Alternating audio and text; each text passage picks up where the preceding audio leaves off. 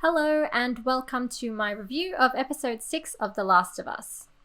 So this was another bonding episode between Ellie and Joel, like in episode 4. Besides that, not a lot happened plot-wise, but I do think that this was a very important progression in Ellie and Joel's relationship. Overall, I thought it was a really charming episode. I think this was actually the first episode where I felt that I was able to connect emotionally with Ellie and Joel, and it was the first time that I truly bought their relationship and the fact that they care about each other at this point in the story. I think the time jump in the show was very well placed and showed how their relationship has matured over the last few months that they've been together.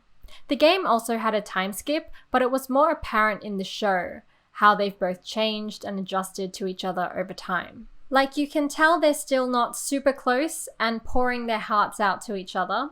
They're still both quite emotionally closed off, but they found a rhythm with each other and they're comfortable with each other's company. And I think the episode showed this very well. I also really liked Ellie in this particular episode. Bella Ramsey did such a good job at making Ellie seem more mature and grown up now, which is very realistic based on the events that she's experienced in the series so far, but she still also retains some of that childishness that she had in the earlier episodes. It's just more subtle and less pronounced now, so I really enjoyed seeing that. I think one of the most, if not the most powerful moment of the episode was the emotionally charged scene between Ellie and Joel when Ellie overhears that Joel wants Tommy to take her to the Fireflies instead of him. Both actors did such an amazing job here, and I felt so bad for Ellie, especially when Joel tells her that she's not his daughter and he's not her dad. It was such a deliciously emotional scene, and I loved it so much, and it was definitely the highlight of the episode for me. I'm also glad that they changed how it happens. So in the game, Ellie overhears Joel and Tommy, like in the show, but in the game, she gets upset and takes a horse and runs away, which leads Joel and Tommy to have to find her and deal with some raiders along the way. And while I was playing the game, I thought that this was really irresponsible and reckless of Ellie, so I'm glad that they changed how this played out and they didn't have Ellie do this for the show. Another great addition was Joel's scene with Tommy when he tells him what's really going on and how he's feeling. There was none of this in the game, and Joel feels really closed off, and you don't totally know what's going on with him, even though you could probably guess.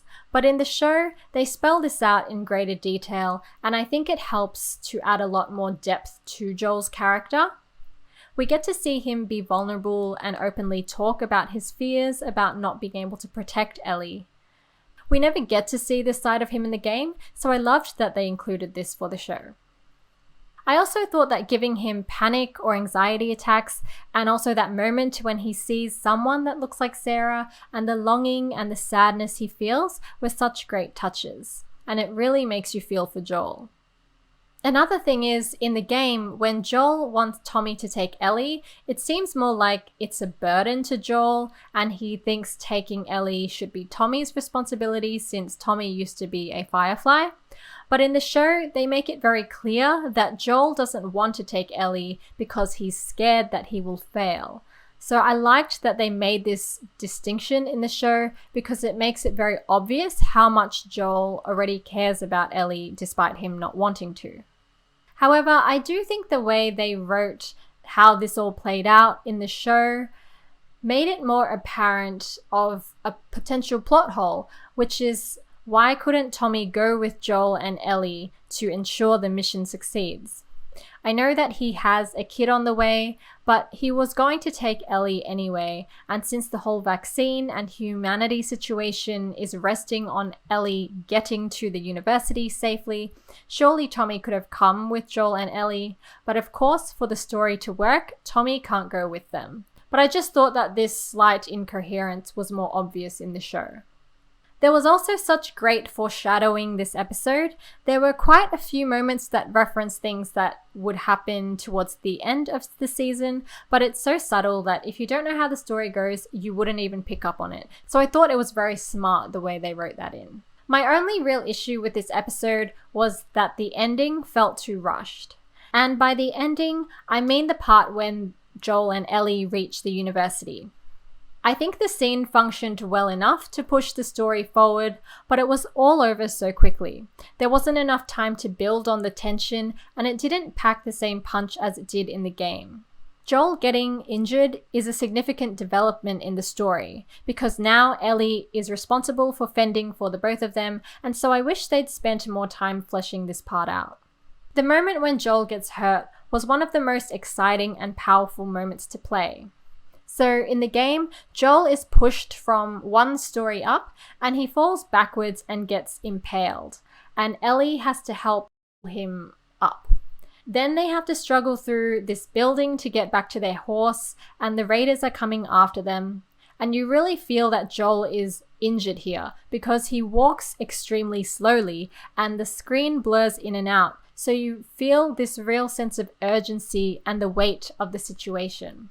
Ellie also has some very cool moments during this part because she has to lead Joel out of the building while watching out for raiders, and she even has to kill a few of them to protect Joel, and I thought she really shined during these moments, so I was a bit disappointed when they didn't include this in the show. I'm not sure why they decided to go a different route since the game's scene was already so great.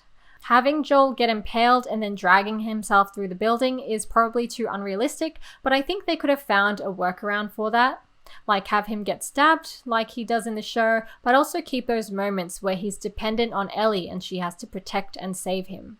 A random touch that I really appreciated in the show was the menstrual cups.